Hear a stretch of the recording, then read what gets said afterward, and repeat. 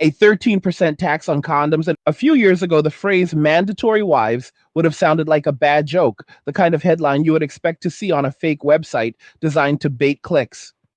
Today, it sits closer to the real world than people want to admit, not because a law has already been passed with that exact wording, but because the logic that leads there is being built in public, brick by brick, policy by policy, incentive by incentive. When a society begins to panic about falling birth rates, shrinking families, and a future where the workforce collapses faster than the budget can handle, it starts reaching for levers that were once unthinkable.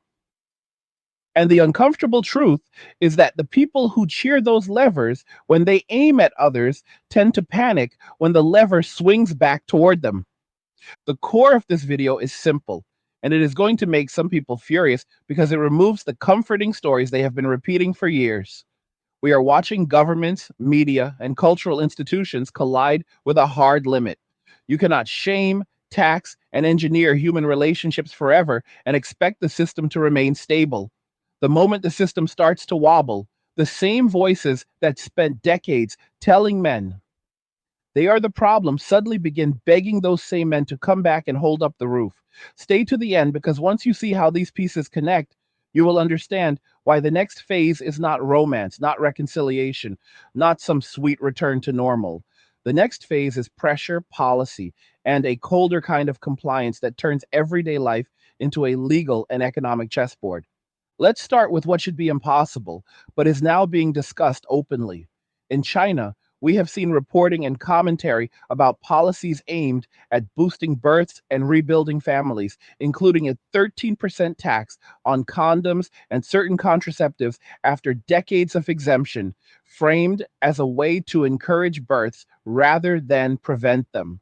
Even if you want to argue about the details, the direction is the point. When a state starts treating private choices like a problem to be corrected through cost and pressure, it is admitting that the usual incentives are not working anymore. And that is happening while the average man does not live in a world where access to intimacy is effortless. And a small group of men can move through the modern dating market with ease, while a much larger group experiences the market as a locked door. That imbalance does not create stable families, it creates churn, resentment, and a system where a lot of people are circling the same limited opportunities, which can create public health risks and social instability. The state then inherits the consequences, including the costs that show up when families do not form, when children are not raised in stable homes, and when communities hollow out. But that is not even the main battlefield here. The louder battlefield is narrative. The narrative machine is trying to rewrite reality in real time because the old story is collapsing. A recent example is a wave of media commentary arguing that men are too selective and should lower their standards, as if attraction is a policy problem that can be solved with a stern editorial and a finger wag. One of the videos you referenced is literally titled along those lines, pushing back on the idea that men should lower standards on command. The reason this narrative matters is because it reveals desperation. When people are confident, they do not need to bully others into desire. When institutions are stable, they do not need to scold men into dating women they do not want. That is not empowerment. That is a demand for compliance, and it is being dressed up as moral virtue. And here's the part that the loudest voices avoid because it collapses the argument in one move. When we look at how dating apps actually work, the broad pattern is not that men are more selective than women. In most data sets and most visible outcomes, women swipe yes far less often than men do. Women filter more aggressively at the first gate, which is the swipe. Men swipe yes more often, but that does not mean men are indiscriminate in real pursuit. Men often narrow their serious attention to a smaller band when it comes to messages, dates, and actual investment. Women, meanwhile, can appear to be placed into higher tiers on apps, not because they are objectively more attractive in real life, but because they receive more inbound attention, which the algorithms treat as a signal of value. The app economy is a demand economy. It ranks based on engagement, not worth. A woman who receives far more likes and messages gets algorithmic lift, which increases visibility, which increases engagement again. It is a loop. So when people say women are higher tier, what they often mean without realizing it is that women are in higher demand within the app's mechanics, not that women are higher quality humans. Now connect that to the editorial demand that men should lower standards. What they are really saying is this: men should adjust their preferences to match what women believe they deserve, not what men actually want. That is a subtle but important shift. It turns relationships into a compliance exercise. It turns attraction into an obligation. And that is where the mask slips, because this is not about love, it is about stabilizing a system. When institutions fear collapsing birth rates, collapsing consumer spending, and collapsing tax revenue, they look for someone to carry the weight. Historically, that someone has been men who build, pay, protect, and maintain. If those men stop volunteering for the role, the system tries to force the role back onto them through shame first, then policy. And that brings us to the other policy lever showing up in public conversation: punitive taxation aimed at extracting money from a shrinking pool of contributors. One of the videos you listed focuses on a proposal in Florida politics describing a 50% sin tax on income from platforms like OnlyFans. Put aside the moral debate for a moment and look at it like an engineer. When the state proposes a tax that heavy, it is not doing it because it suddenly discovered virtue. It is doing it because it wants revenue and control. It wants to capture money where it can, and it wants to discourage behavior that destabilizes family formation while also punishing a market it cannot fully regulate without backlash. But the deeper point is that this kind of policy is a symptom. It signals that the system is searching for new ways to keep the machine funded as older models fail. Now zoom out, because this is where the story becomes bigger than dating apps, bigger than one country, bigger than one tax proposal. Modern economies run on two rivers: tax revenue and consumer spending. And those rivers have historically been fed by stable households, stable work participation, and stable long term planning. When the household formation rate drops, when marriage rates drop, when cohabitation drops, when men withdraw from dating and stop building their lives around family provisioning, you do not just get lonely people. You get a different economy. Men who opt out tend to spend less, take fewer financial risks, and structure their lives to minimize exposure. That changes everything downstream. And when the downstream starts to dry, the institutions built on endless flow begin to panic. For decades, men were told that their attention was not needed, their leadership was not needed, their protection was not needed, and their preferences were not relevant. Men were told to step back, be quiet, accept the new rules, and pay anyway. Now the cost of living is climbing, housing is brutal, basic stability is harder to achieve, and the same society that celebrated independence is quietly staring at the bill. Many women who were sold a narrative of endless upward mobility are discovering that the market does not care about slogans. Employers do not pay in applause. Landlords do not accept ideology as rent. Grocery stores do not discount food because someone has strong opinions. Reality collects payment in full, and it is collecting right now. This is also where the age dynamic becomes a pressure point that people tiptoe around, but everyone can feel. A large portion of women who were told they could delay family indefinitely are now facing a tighter market, not because they lack value as human beings, but because the preferences of many men do not align with what the culture insisted men must desire. Attraction is not a committee decision. Biology does not negotiate with editorials. Time does not care who is offended. When the market shifts and the pool of desired partners shrinks, the institutions respond with narrative warfare. Blame men, shame men, tell men they are defective for wanting what they want, and then demand that men build a life around providing stability anyway.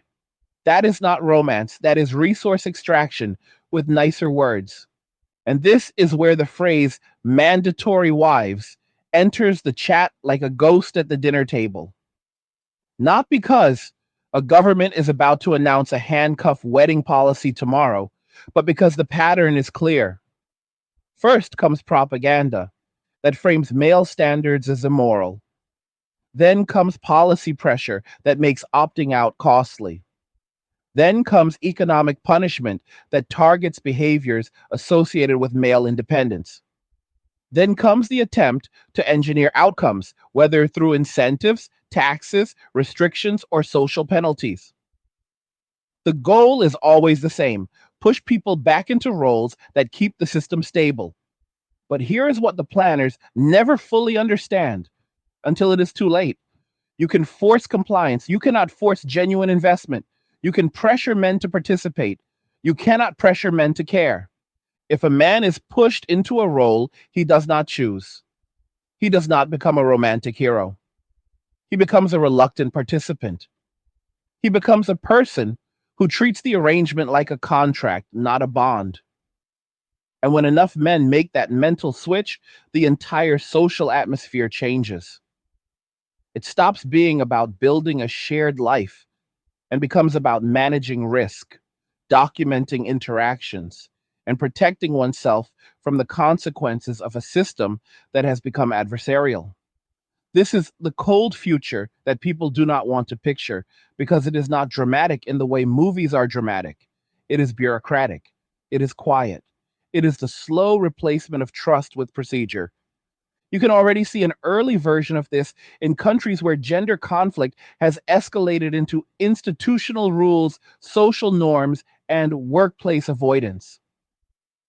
In some places, men respond not with loud protests, but with quiet withdrawal and strict rule following, doing only what is required and nothing more.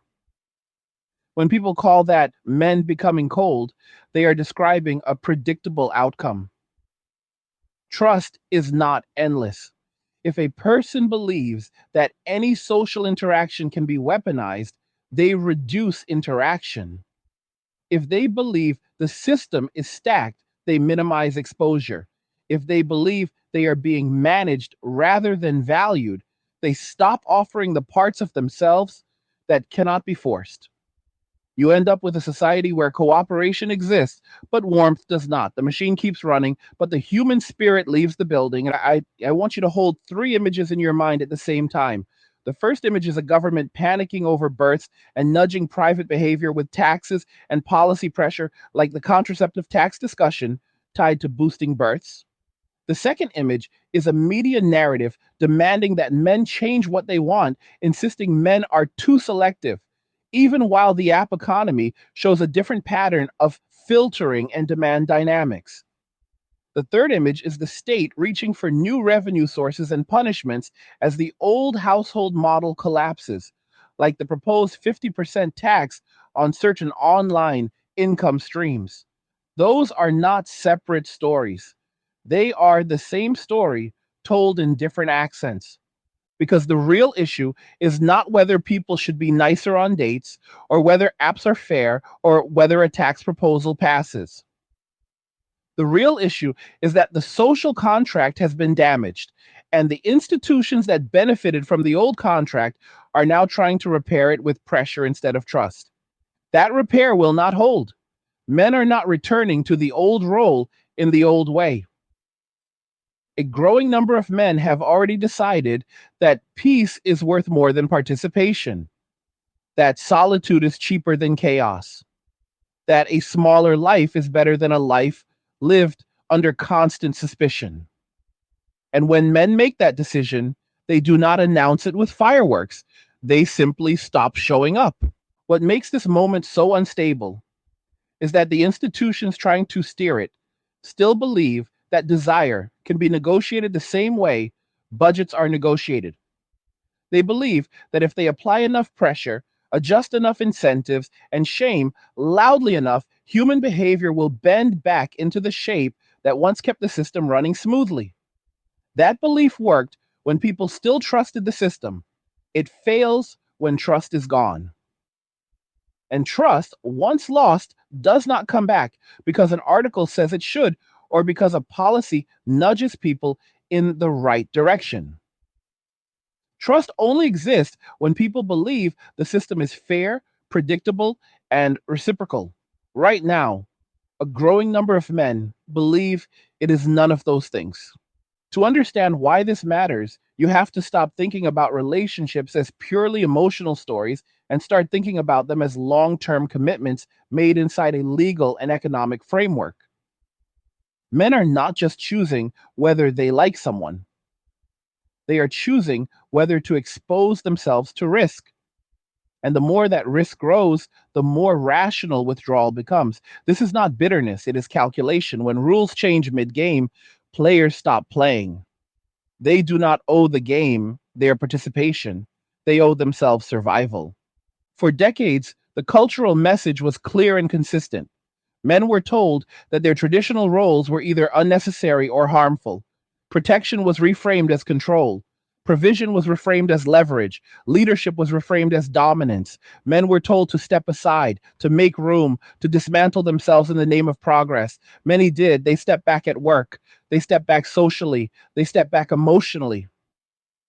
And at the same time, they were told that the system would take care of everyone, that the state was a safety net, that independence was freedom, that nobody needed anybody else anymore. That message felt good when money was cheap, when jobs were plentiful, when housing was reachable, and when the future still looked expandable. It feels very different now. As economic pressure increases, the contradictions become impossible to hide.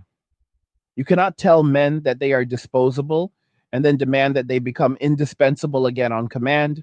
You cannot tell men that their preferences are immoral and then ask them to invest decades of labor, resources, and emotional energy into a system that treats them like a problem to be managed. You cannot tell men to be quiet and compliant and then act surprised when they choose silence and compliance in the coldest possible way. The system wanted obedience without agency. It is getting exactly that, and it does not like the result. This is where the phrase ruthless compliance starts to make sense, not as a threat, but as a predictable behavioral adaptation. When people feel overregulated, overtaxed, and morally policed, they stop giving discretionary effort. They do the minimum required. They follow the rules exactly as written, not as intended. They document everything. They avoid risk. They avoid ambiguity. They avoid situations where intent can be misinterpreted. In workplaces, this looks like disengagement. In relationships, it looks like emotional distance. In society, it looks like people checking out while still technically participating. The machine keeps turning, but it loses efficiency, creativity, and resilience. You can see this pattern historically whenever states tried to coerce social outcomes instead of earning them. There is a reason empires obsess over birth rates when they begin to decline. Falling birth rates are not just about babies. They are about confidence. They signal that people no longer believe the future is worth investing in. When people believe the future is hostile, unpredictable, or stacked against them, they stop planting trees they will never sit under. They stop building families. They stop taking long risks. They retreat into short horizons. And once that mindset spreads, it is incredibly difficult to reverse. When Roman authorities began punishing unmarried men and framing them as social liabilities, they were not doing it out of moral outrage. They were doing it out of desperation. They needed soldiers, they needed taxpayers, they needed families to reproduce the system. They discovered too late that coercion breeds resentment, not loyalty. Men who felt hunted by the state did not suddenly become patriotic husbands. They became avoidant, cynical, and disengaged. The empire learned the hard way that you cannot threaten people into loving the system.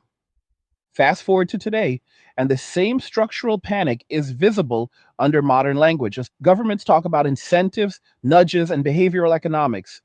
Media talks about responsibility, fairness, and equality. But underneath, the fear is the same. There are not enough people buying in anymore. The pool of men willing to take on the most burdensome roles is shrinking. And instead of asking why, the system is defaulting to blame. Blame is easier than reform. Blame is cheaper than trust. This is also why the focus on men's standards is so revealing. Standards are personal, they are not laws. Hey guys, in a world pushing you to own nothing and be happy, crypto is your key to survival. Join Angry's Crypto Academy to master buying, selling, and trading crypto. Make huge profits and safeguard your wealth. Plus, discover the one crypto virtually no one is talking about, poised to create new millionaires in the upcoming bull run. The link is in the description of the video below. Go check it out now. They are not policies. When institutions fixate on standards, they are admitting that they cannot force outcomes directly. They are trying to manipulate the inputs. But attraction does not work that way. People do not desire because they are told to. They desire because something resonates with them. When that resonance is missing, no amount of moral pressure can manufacture it. All pressure does is turn relationships into transactions, and transactions are cold. The deeper irony is that many men have already adapted to a lower material baseline, which makes them harder to control. Men, on average, can reduce their needs dramatically without feeling deprived. A small living space, basic food, simple entertainment, and personal autonomy can be enough for contentment. This is not because men lack ambition, but because ambition changes shape when the reward structure changes. If building a large life comes with high risk and low appreciation, many men will choose a smaller life with higher peace. That choice terrifies systems that rely on constant growth, constant consumption, and constant labor extraction. Narratives that frame men as lonely, broken, or failing miss the point. Many men are not suffering in the way the headlines imply. They are reorganizing. They are optimizing for calm instead of applause. They are opting out of arenas where the rules feel rigged. That does not mean they hate women. It means they no longer trust the framework governing relationships, and trust, once gone, cannot be guilted back into existence. And as pressure increases, the risk is not that men will revolt loudly. The risk is that they will comply silently. They will treat social systems like algorithms rather than communities. They will learn how the rules work and use them defensively. They will avoid unnecessary interaction. They will protect themselves legally, financially, and emotionally. They will disengage from narratives that ask them to sacrifice without reciprocation. And from the outside, everything will look fine until it suddenly is not. This is where the idea of mandatory outcomes becomes especially dangerous. When you push people into roles they did not choose, you do not get gratitude. You get resentment masked by politeness. You get households that function on paper but lack cohesion. You get partnerships without warmth. You get compliance without commitment. And those arrangements are brittle. They break under stress. They do not produce resilient communities. They produce ticking clocks. The state, in particular, underestimates how much of its stability historically came from voluntary male buy in. Men paid taxes not just because they had to, but because they believed they were supporting families, communities, and futures they cared about. When that belief erodes, tax compliance becomes mechanical. Work becomes transactional. So loyalty evaporates. A system can survive a while like that, but it becomes increasingly vulnerable to shocks, both internal and external. And here is the part that rarely gets said out loud. When men stop identifying with the state and with the social order, they stop seeing its problems as their problems. They stop feeling responsible for maintaining it.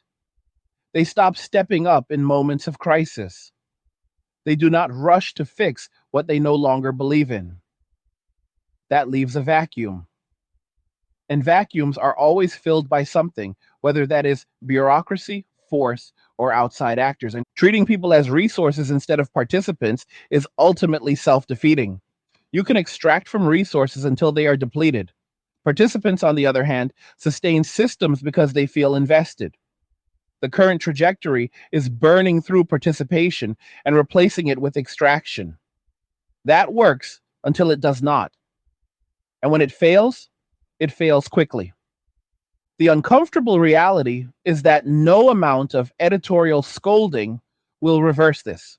No amount of telling men to do better will suddenly make them ignore risk. No amount of redefining attraction will make it align with institutional needs. People are not pieces on a board. They are agents with memory. They remember how they were treated. They remember who was there for them and who was not. They remember who benefited from their effort and who dismissed it. And those memories inform future choices. As the economic environment tightens, these dynamics will intensify. Housing will not magically become cheap. Inflation will not politely reverse. Work will not suddenly become more secure. In that environment, people prioritize safety. Men, especially, will continue to choose paths that minimize exposure. That may look like disengagement to outsiders. From the inside, it feels like sanity. The real danger is that institutions respond to this withdrawal with more pressure instead of introspection. History shows where that leads. Pressure produces resistance, even when resistance is quiet. It produces a society that looks orderly but feels hollow. It produces compliance without loyalty. And once a society reaches that stage, reversing course is extremely difficult because the people you need most no longer believe you deserve their effort. This is not a call for conflict, it is a warning about consequences.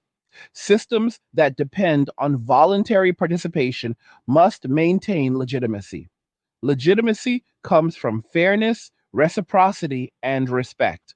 When those are replaced with coercion, shame, and extraction, participation turns into avoidance. Avoidance turns into decay. And decay does not announce itself with sirens. It arrives quietly, one opt out at a time. As this pressure builds, the most misunderstood element is how quickly behavior can change once people mentally exit a system. There is a lag between internal withdrawal and external consequences. On the surface, society can look functional. People still go to work. Taxes still get paid. Systems still operate. But beneath that surface, the emotional and psychological contract has already been severed. And when enough people quietly disengage, the systems built on their goodwill become fragile.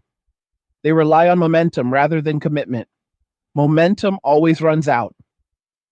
One of the greatest errors being made right now is the assumption that men who step back are doing so because they are confused, immature, or socially defective.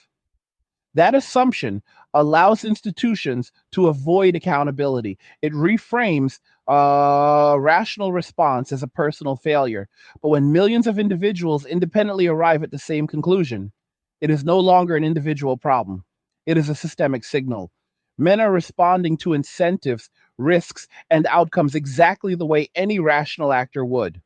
They are optimizing for stability in an environment that increasingly punishes long term investment. This is where the idea of engineering relationships collapses under its own weight. Relationships are not infrastructure projects.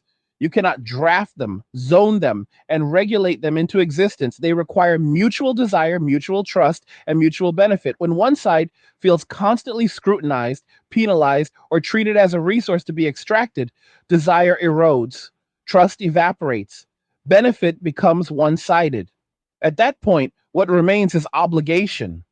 An obligation without goodwill breeds resentment. The more the state and media frame men as a problem to be corrected, the more men internalize a different identity. They stop seeing themselves as partners in society and start seeing themselves as liabilities in the eyes of the system. Once that perception takes hold, It changes how men interact with everything. Work becomes something to survive, not something to build. Relationships become something to manage, not something to cherish. Community becomes something to avoid, not something to protect. This shift explains why appeals to empathy increasingly fall flat. You cannot shame someone into caring about a system that openly disrespects them. You cannot guilt someone into sacrificing for a future they do not believe includes them.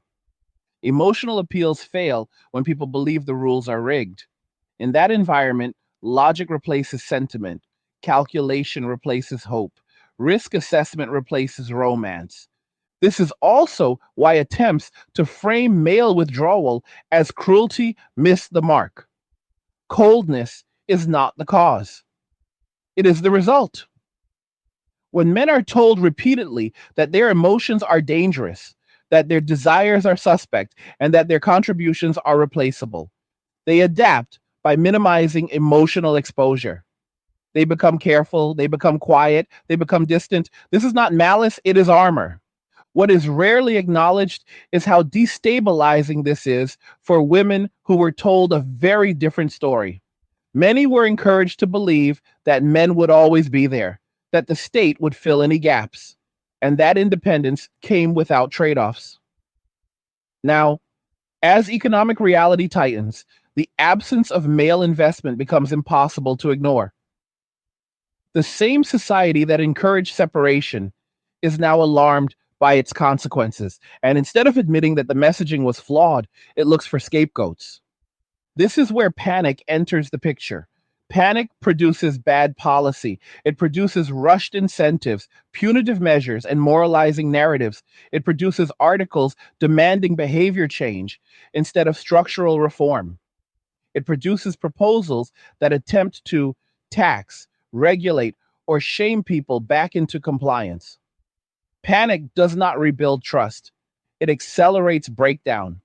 A critical mistake being made is assuming that men will respond to pressure the same way they respond to incentives.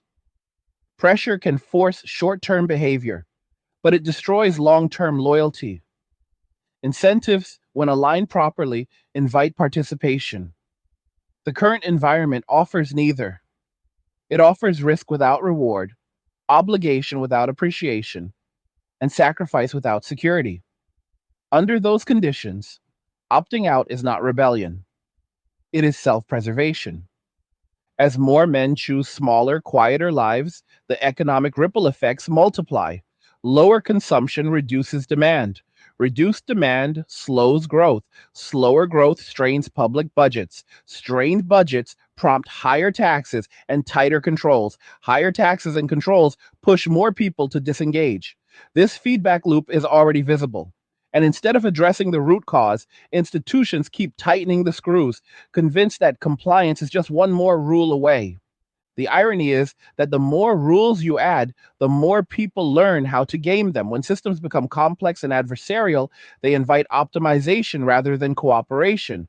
People learn where the lines are, they learn how to stay just inside them. They learn how to minimize exposure while maximizing personal benefit. This is not antisocial behavior, it is rational behavior in a hostile system.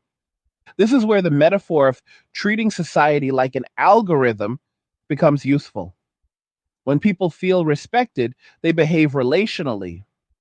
When people feel targeted, they behave strategically. They stop asking what is right and start asking what is allowed. They stop offering generosity and start protecting boundaries. They stop acting out of goodwill and start acting out of compliance. The system gets what it asked for, but not what it needed. In relationships, this manifests as emotional distance and procedural interaction. Everything becomes documented. Everything becomes cautious. Everything becomes transactional. The warmth that sustains long term bonds fades, replaced by rules and safeguards. That environment is deeply unsatisfying for everyone involved, but especially for those who expected connection and received contracts instead. The idea that forced or coerced relationship outcomes could solve demographic or economic problems is dangerous. Even if you could push people into formal arrangements, you cannot force them to invest emotionally. You cannot force them to care. And without care, families become hollow structures. They exist on paper, but lack resilience. They fracture under stress. They do not produce stable communities. Historically, societies that attempted to compel private life choices learned this lesson the hard way. Coercion produces surface order and internal decay. People comply publicly and withdraw privately. The state sees compliance and assumes success until the moment a crisis reveals how shallow that compliance really was. By then, it is too late to rebuild trust quickly.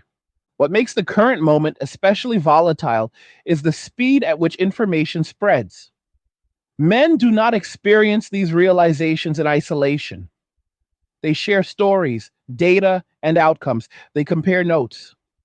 They learn from each other's mistakes. That accelerates withdrawal. It turns individual caution into collective behavior. And once that threshold is crossed, reversing it requires more than slogans. The uncomfortable truth is that many men have already decided that the safest path forward is to expect nothing and offer little. That mindset is incredibly hard to reverse because it is internally consistent. It reduces risk, it reduces disappointment, it reduces exposure.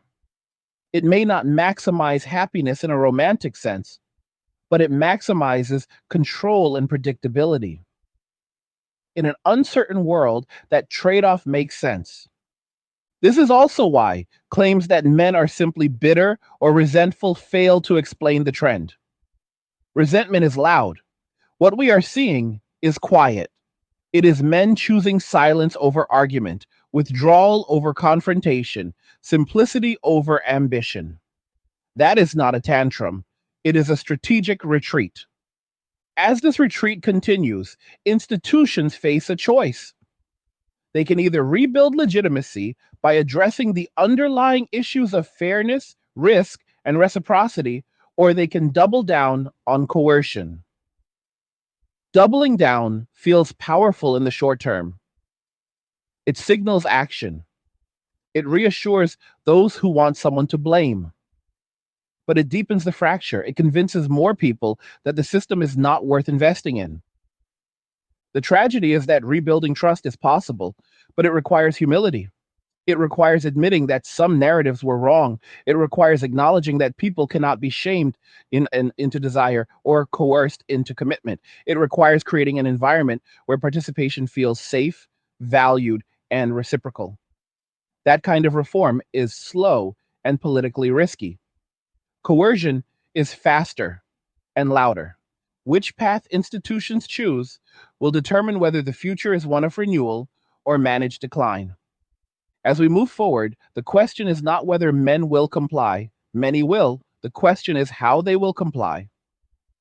Will they comply as invested partners or as disengaged participants doing the bare minimum? That difference matters more than any single policy or article because systems survive not on rules alone, but on the willingness of people to give more than they are forced to give. When disengagement becomes the dominant strategy, the warning signs are often misread because they do not fit the stories people are used to telling themselves. Leaders look for protests, riots, loud opposition, and dramatic breakdowns. What they miss is the quieter signal, the one that shows up in declining participation, shrinking ambition, and the steady retreat from anything that requires trust. A society can lose its core long before it loses order. Order is easy to maintain with rules. Meaning is not. One of the most dangerous assumptions right now is that people who disengage will eventually be pulled back in by necessity. The belief goes like this: everyone needs money, everyone needs connection, everyone needs purpose. So eventually they will return to the system no matter how flawed it is. That assumption ignores a critical variable. People adapt. They recalibrate their needs downward. They build alternative sources of meaning. They accept smaller lives in exchange for greater autonomy. Once that adjustment happens, the leverage disappears. Threats and incentives that once worked no longer have the same effect. When people had larger expectations, they were more vulnerable to pressure. When people have fewer expectations, pressure loses its power. A man who wants a big house, a large family, and social prestige is easier to control than a man who wants peace, privacy, and enough to get by. The first needs the system. The second can live around it. And this shift is deeply unsettling for institutions built on growth. Growth requires aspiration. Aspiration requires belief. Belief requires trust. When trust erodes, aspiration collapses and growth stalls. Leaders then attempt to reignite aspiration through messaging, but messaging without structural change feels hollow. People can sense when words are disconnected from reality. They stop listening. The attempt to force solutions often accelerates collapse because it confirms the worst suspicions of those who have already disengaged. Every new rule, every new tax, every new moral demand reinforces the belief that the system sees people as tools rather than partners. Each intervention narrows the space for voluntary participation. Each correction increases resistance, even if that resistance is quiet. This dynamic plays out most clearly in intimate spaces because those are the spaces where trust matters most. When people feel that private life is under surveillance, regulation, or moral judgment, they withdraw emotionally. They become guarded. They keep interactions superficial. Over time, this erodes the social fabric. Communities become collections of individuals rather than networks of care. What makes this especially difficult to reverse is that disengagement is self reinforcing. Once people step back and experience relief, they associate withdrawal with safety. They remember the calm that comes from fewer obligations and fewer expectations. Re entering the system feels risky by comparison.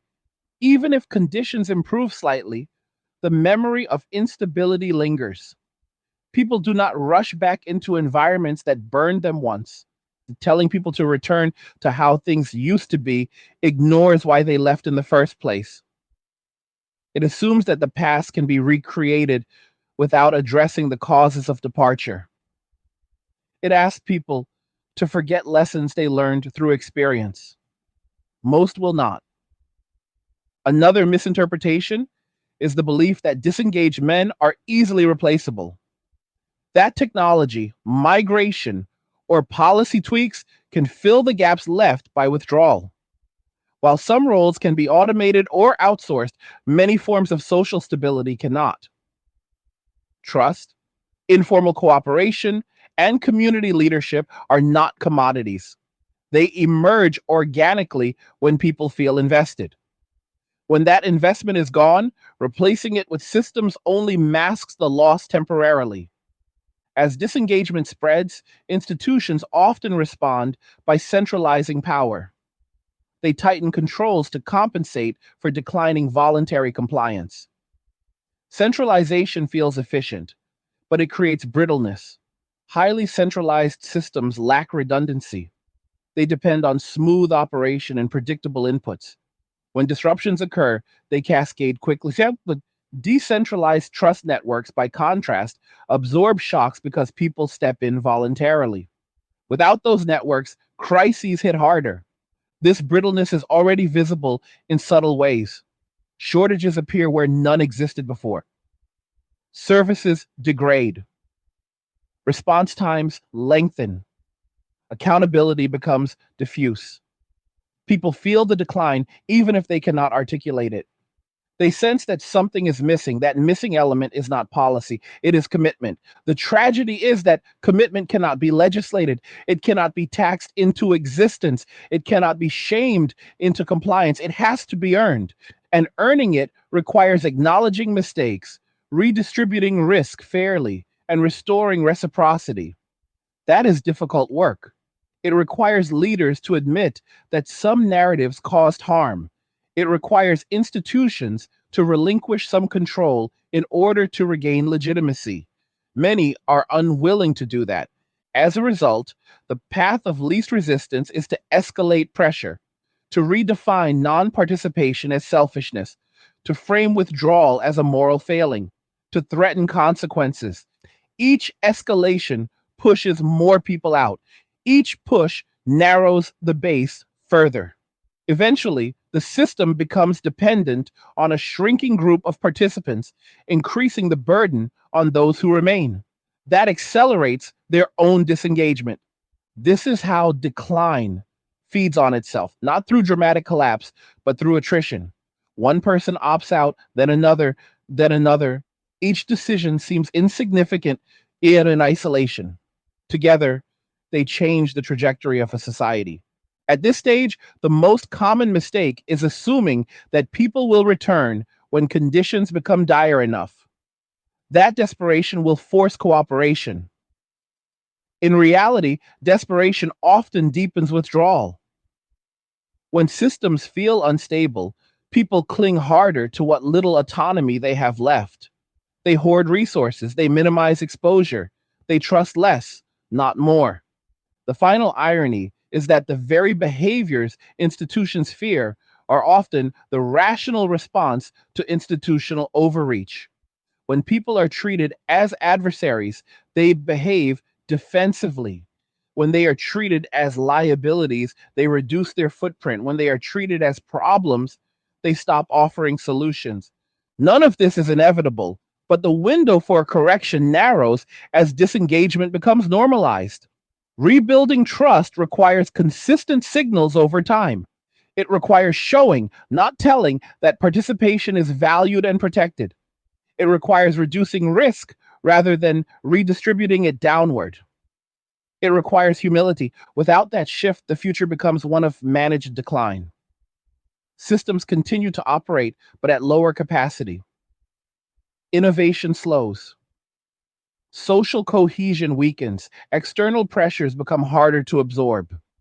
People live narrower lives. The lights stay on, but the warmth is gone. As managed decline sets in, its effects are felt most clearly in the ordinary rhythms of life. Nothing dramatic announces the shift. There is no single law, no single headline, no single event that people can point to and say this is when it all changed. Instead, daily interactions lose warmth, expectations narrow, people stop extending themselves beyond what is required. Society becomes a place where everyone follows the rules, but fewer people feel connected to one another. Relationships are often the first casualty of this transition because they rely so heavily on trust, goodwill, and shared assumptions about the future. When those assumptions break down, relationships become procedural. People approach them with checklists instead of curiosity, safeguards instead of openness. Conversations are careful, intentions are hedged, emotional investment is rationed. The language of connection is slowly replaced by the language of risk management. This procedural mindset changes how people see one another. Partners are evaluated not just for compatibility, but for liability. Every interaction is filtered through questions like what could go wrong? How could this be misinterpreted? What protections do I need in place? Over time, this erodes intimacy. Intimacy requires vulnerability, and vulnerability feels reckless in an environment where trust has been systematically undermined. The same pattern spreads into workplaces and communities. Collaboration gives way to strict role adherence. People do exactly what their job descriptions require and nothing more. Informal mentorship declines.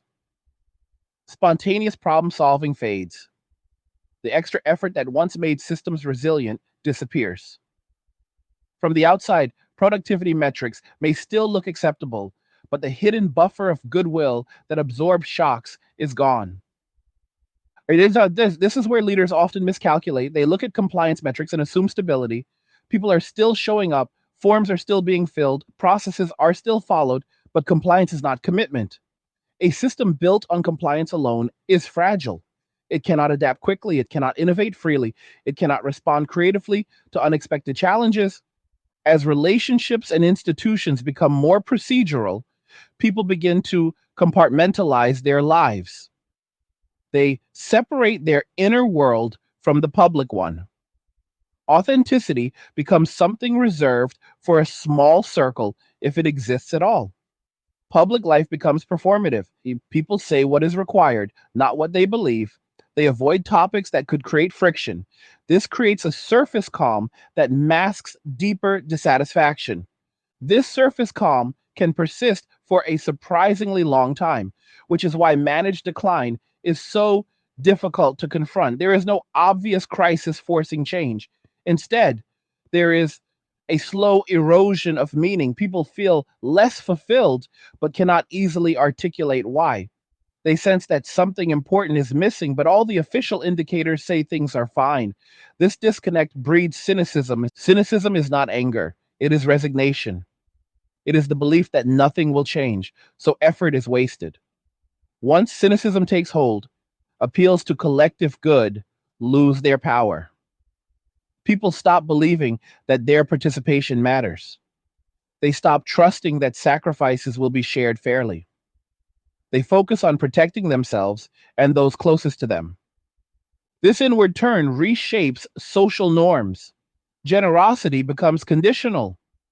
Hospitality becomes rare. Public spaces feel less communal and more transactional. The unspoken expectation that people will look out for one another weakens. In its place, rules multiply.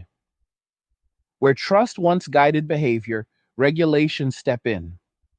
Rules are necessary in any society, but when they replace trust entirely, they create rigidity.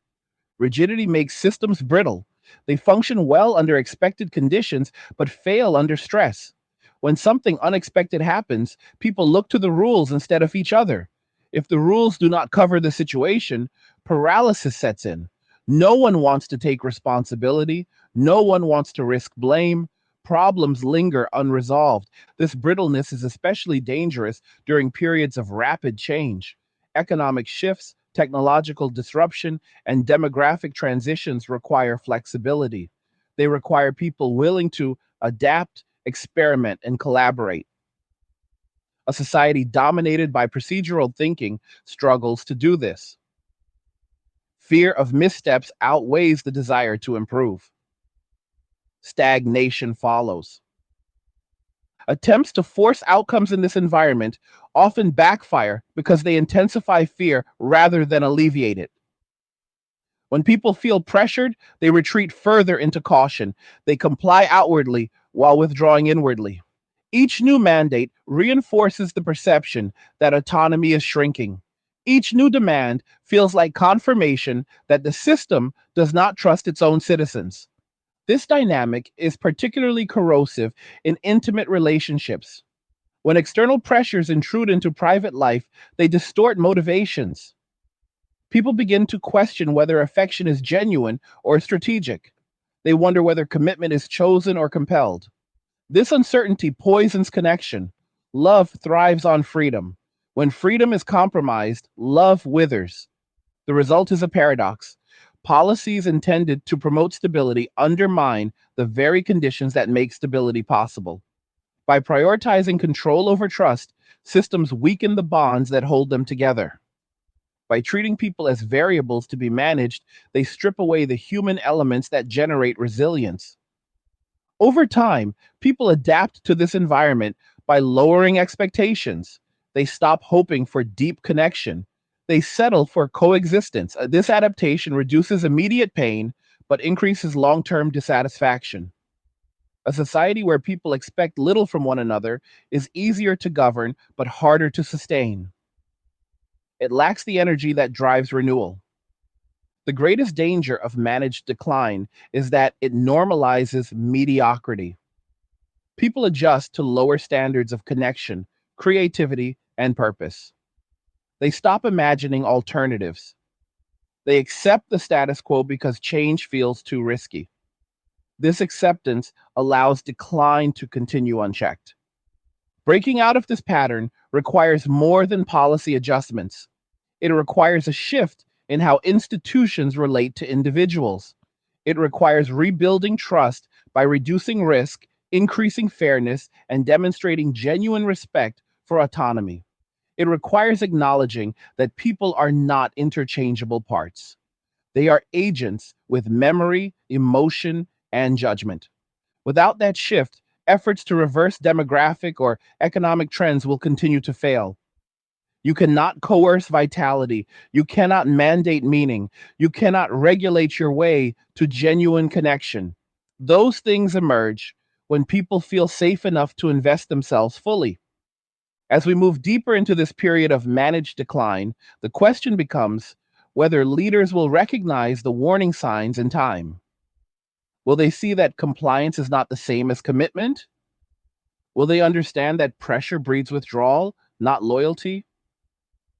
Or will they continue to mistake surface order for stability until the underlying structures give way? The path forward is narrow but not closed. It requires courage to admit that some strategies have backfired.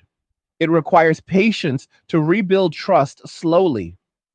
It requires restraint to resist the temptation of quick fixes that promise control but deliver decay. Above all, it requires remembering that societies are sustained not by force, but by the willingness of people to believe in them. The long shadow of managed decline stretches farthest into the future through the people who are watching all of this unfold while deciding who they will become. Younger generations are not absorbing these lessons through lectures or textbooks. They are absorbing them through observation. They are watching how adults behave under pressure, how institutions respond to withdrawal, and how narratives shift when reality refuses to cooperate. Those observations will shape their choices far more powerfully than any campaign or policy. Young men, in particular, are learning very specific lessons. They are learning that long term commitment is risky in an environment where rules change and accountability feels one sided. They are learning that effort does not always lead to security. They are learning that silence can be safer than engagement, and that distance can be mistaken for peace. These lessons are not taught intentionally, but they are being taught effectively because they are reinforced by outcomes. Young women are also absorbing a difficult reality. Many were raised on promises of limitless choice and effortless independence, only to encounter a world where costs are high, competition is fierce, and safety nets are thinner than advertised. They are watching older women struggle with expectations that no longer match economic conditions. They are watching institutions pivot from empowerment rhetoric to pressure tactics. This creates confusion and resentment, not clarity. The result is a generation entering adulthood with lowered trust and heightened caution. They are less willing to gamble on institutions that seem unstable. They are less inclined to build their lives around systems that may not reciprocate. This caution is rational, but it carries long term consequences. Societies renew themselves when young people believe the future is worth investing in. When that belief is missing, renewal slows. What makes this particularly challenging is that generational shifts compound existing problems. As older participants disengage and younger ones hesitate to engage fully, the base of voluntary contribution narrows. This puts additional strain on those still participating, increasing burnout and dissatisfaction. It becomes a cycle that feeds itself. At this stage, many leaders attempt to inspire hope through messaging alone. They speak of resilience, unity, and shared purpose. But young people are adept at spotting dissonance. They compare words with actions. When messaging does not align with lived experience, it loses credibility. Hope cannot be manufactured through slogans. It must be grounded in tangible change. The most damaging outcome of managed decline is not economic contraction or demographic imbalance. It is the erosion of belief, belief that effort matters, belief that fairness exists, belief that cooperation is rewarded. Once belief is gone, rebuilding it is slow and uncertain. People who have adapted to a low trust environment do not easily return to openness. They protect themselves first. Attempts to force solutions are always counterproductive. They signal that leaders are unwilling to address root causes. They confirm fears that autonomy will continue to shrink. They teach young people that compliance is safer than creativity. Over time, this produces a society that functions but does not flourish. There is an alternative path, but it requires a fundamental shift in approach. Instead of treating disengagement as a moral failing, it must be treated as feedback. Instead of demanding participation, institutions must earn it. Instead of expanding control, they must restore trust. This is not a popular message because it demands accountability from those in power. Restoring trust begins with reducing risk. Legal frameworks must be fair, predictable, and balanced. Economic systems must reward effort proportionately. Social narratives must respect individual agency rather than demonize it. None of this is easy. All of it is necessary. It also requires acknowledging that people cannot be compelled into meaningful relationships. Families form when individuals feel safe enough to commit, not when they are pressured to comply. Birth rates rise when the future feels stable, not when choices are punished. Prosperity grows when people believe their contributions will be honored, not extracted. The temptation to double down on control will remain strong as pressures increase. Control offers the illusion of action. Trust requires patience. But history shows that societies built on control alone eventually fracture. Those built on trust endure.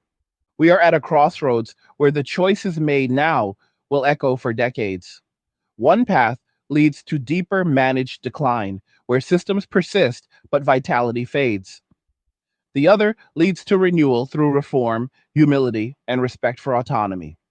The outcome depends on whether leaders are willing to listen to the quiet signals rather than silencing them. For men who have already walked away, the decision feels final. They have found a measure of peace in disengagement. They are unlikely to return to old roles without profound change. For women and institutions hoping for a reversal, this reality is uncomfortable but necessary to confront. You cannot rebuild a bridge while insisting it never collapsed. The future will not be saved by nostalgia or coercion. It will be shaped by whether trust can be restored in meaningful ways, whether participation can feel voluntary again, whether people can believe that building something together is worth the risk. If that restoration does not happen, the trajectory is clear. Compliance will replace commitment. Procedures will replace relationships. Stability will be superficial. And when external pressures arrive, the lack of cohesion will be exposed. This is not a prophecy, it is a pattern. Patterns can change when incentives, risks, and narratives change together. The question is whether those with power are willing to make the changes required, or whether they will continue to demand compliance until there is nothing left to comply with. For now, the signs are unmistakable. Men are not returning in the way the system expects. Young people are watching and learning. Institutions are choosing pressure over reform. The consequences are unfolding quietly, day by day. Shout out to the 1 hour gang for reaching the end of the video. If you are enjoying these angry guy videos and you want to show support, you can buy me a Red Bull using the link in the description of the video. Let me know what you thought about everything we discussed, whether you agree or disagree, and leave a comment sharing your perspective. Like the video if you like it. Don't forget to subscribe. And if you like the video, share the video. And just remember that all roads lead to MWA, men walking away, and cheers. Nothing says you care like crypto. Nothing can compare. Nothing says says you care like crypto. Oh, nothing can compare to crypto.